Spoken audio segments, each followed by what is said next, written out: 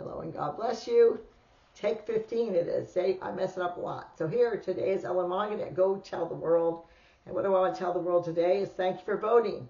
Thank you for voting for President Donald J. Trump and his VP-to-be, J.D. Vance. It's going to be a great team, a great time in the Lord in our country, helping to make one nation under God.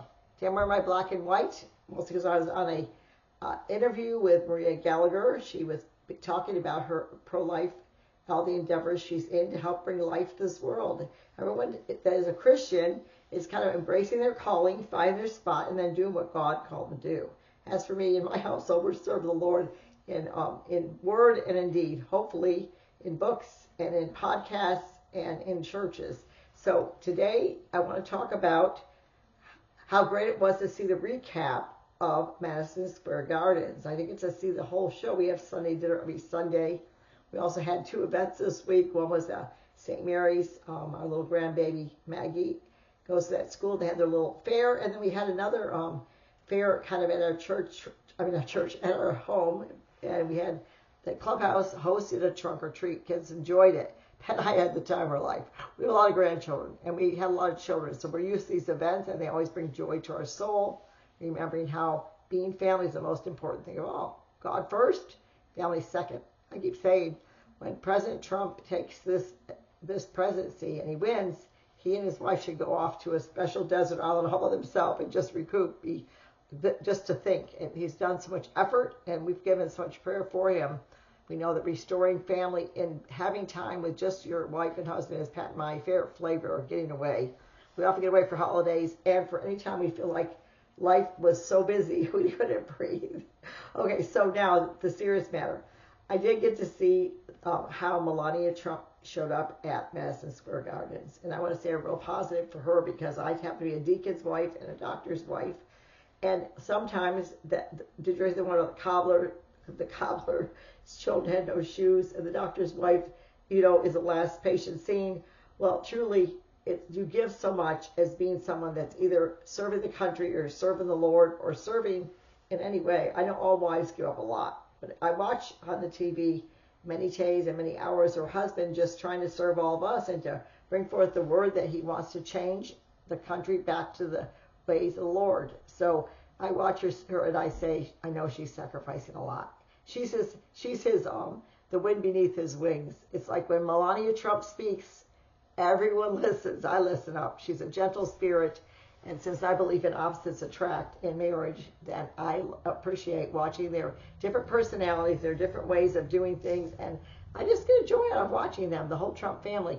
I feel like the Trump family is just like one of your normal families. Okay, maybe they have a little more financially than some people, and that's okay. They worked hard and they deserve it. But they love each other. I just listened to some of the things said. I don't know, I listened to an interview after President Trump's incident with the assassination almost, and thank God he's alive.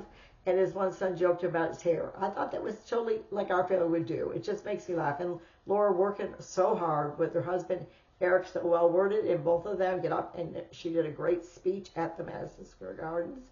And she loves family. Loving family is where we're at. You can do tons of things for Jesus, even if you're a deacon. You can do tons of ways to serve the Lord, but your first thing to do is making sure your family's taken care of. Love when President Trump's granddaughter got up there. He said, "No, more grandpa," and she shared about it. It sounded just like I would say about a grandpa. And so I thank you that you're a witness to all of us. You're a witness of sacrifice, perseverance, love. You're a witness of patience, especially Melania, waiting on the time when her husband could be there, and he was given to the people, and she had to sacrifice as he gave away to others. And that was such a witness to me that I know it's in the job description. So today I just want to share a little bit about the fact that you got to vote. So it's we the people. He is trying to bring us back to we the people, where we have a say. And your say is your vote. I don't know what this says, and I don't want to slander anybody, so I'm going to just throw it on the floor. Just say, God bless America. And this day, your most important thing to do is to pray. Pray for our candidate, and pray for his family. Pray for those around him, the Vances and the Johnsons, and those who are really trying really hard to roll up their sleeves and to do the right thing, trying to help out where needed. all the different ways that he's been called upon to just show up. And a lot of times it's for someone that is hurting or needed. I love the stories that he doesn't even know about. Like, do you remember when many years ago, and then they share, and he's like, he does remember sometimes. Other times he's just like, so it's just in his nature to be that way. I think it's in the whole nature of the Trump family. I'm going to get that book, Melania. I'm very excited about receiving that book. I'm going to go to the Amazon today and get it. I knew it was coming, but I didn't know it was out, and I'm so anxious to read it because I like to hear the woman's perspective. We talked today on the show with Maria Gallagher, the interview on my other show, which was early this morning, Go Tell the World. And we talked about how women need women. And women need women, not saying it in the wrong way in case someone switches my words to be like ugly. My words are saying this. Women understand women.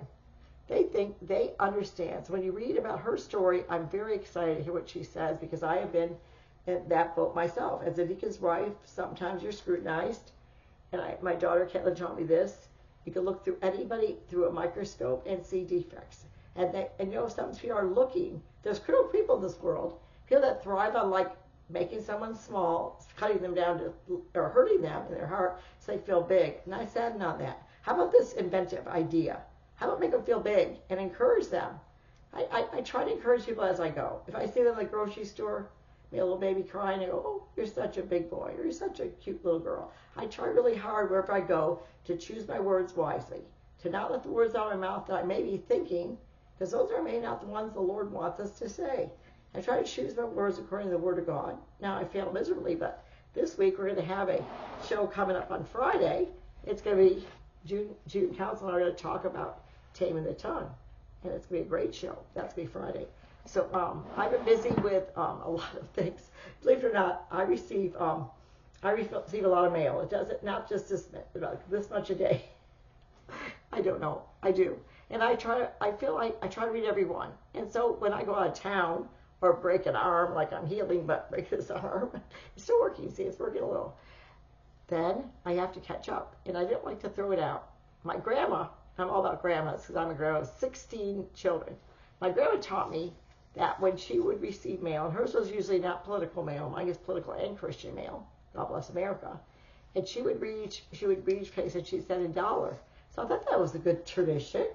I think I'll try that. And I did. And then I got more and more, especially around Christmas, so many needs in this world and so many needs to be met with just $1. I didn't say $1, I said 10 or 20. But however, it got overwhelming. And so now I just have to start weeding out and ask the Lord, what am I supposed to put my emphasis and my time into? My main message to people is motherhood. A mom of 8, one baby in heaven. I'm always often called upon to mentor women or to give wisdom or to be on a show and talk about motherhood. That's where people mostly discount that job. But I did admire, again, I'm not trying to harp on her because I don't want to be into flattery because that's what our show's about. But Melania, they said, someone shared on one of the shows, and I watched only Fox News because I don't want to watch everything. And I just have to center in on one show and then discern myself what's right and what's wrong. But Melania, apparently, and of course I should have known this, because she stayed home and concentrated on her son and motherhood rather than just, quickly get over the White House. Every decision she makes sure that God's first, and then her husband's second, and then her children, and then she does it. She doesn't look for the limelight. She's not trying to grab a dollar or grab some fame. She's not, and I understand that because that's exactly what I try to do in my ministry. A lot of times I don't get paid for a lot of things I do because that's what my main goal is. My main goal is to touch lives for Christ and to serve the Lord with gladness. Her main goal too is to support her husband, but in the same way to make sure that her son is taken care of. And she has a lot of children. When you embrace a family and become man and wife, there's more children than you start out with. You start out with singles. So she has a large family and is a great witness. She's a great witness of honoring her mother. She's a great witness to honor her husband. And she's a great witness of when Melania Trump speaks, everyone listens. So I want to encourage you that, it's a family that's coming on board. And to be in the White House, I believe it will be the Trump family and the Vance family to come towards serving the Lord with gladness in the White House. You need to catch J.D. Vance's story. I didn't know J.D. Vance. I didn't even know anything about him. He was like the least candidate. on the list, and I kept praying fervently that President Trump would pick someone who he could trust. That was the main thing. Since the last time around, there was some hurt given, and God bless us, we're all human.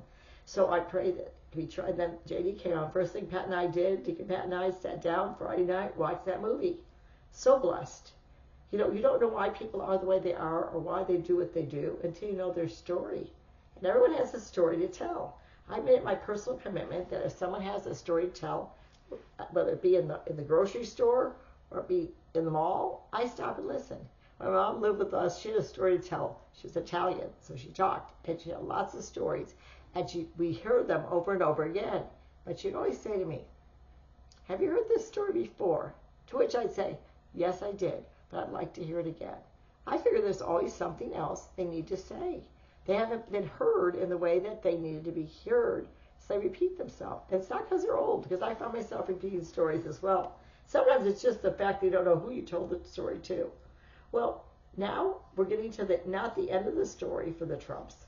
We're getting to the beginning of the story, where we have seen them not fight with weapons, but fight with words and with prayer to win the vote for our country.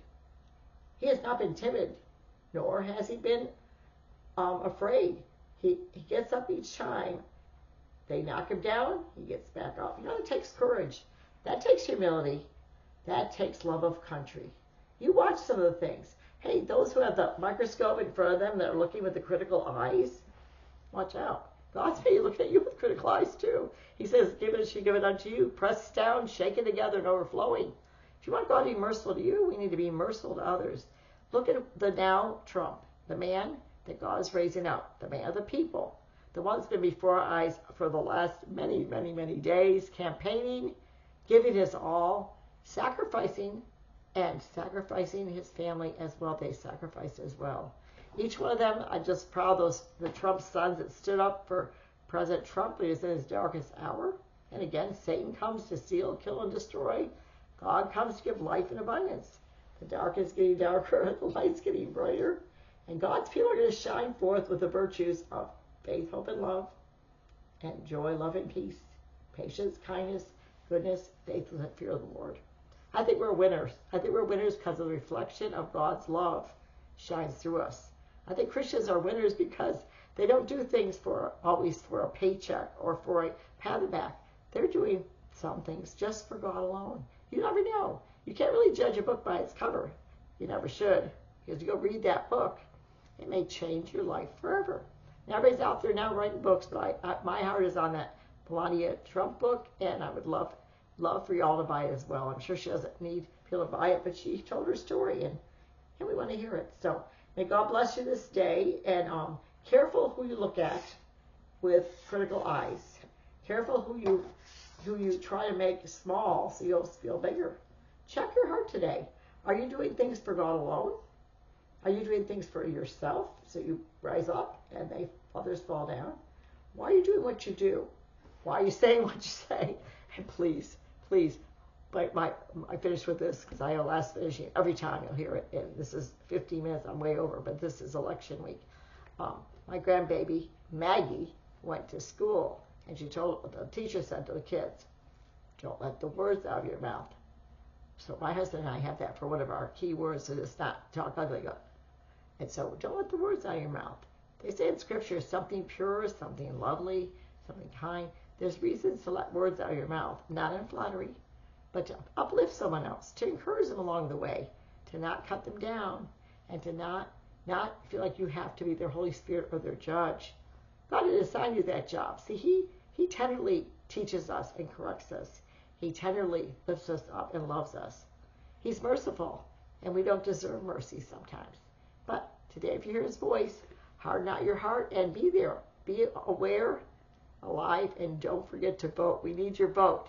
Vote, Georgia. Vote and go forth. We're ready to bear fruit that will last for eternity, to build our country to be a great nation that deserves to be a place where people want to live and want to be proud to say, "I'm an American. I love the USA." My last thing is to say, don't twist my words. And please keep your eyes on Jesus. He'll teach you to walk on the water, without which you may sink. May God be blessing you this day and every day. What are you going to go tell the world today? I'm waiting to hear. Even the story is told over and over again, I will listen.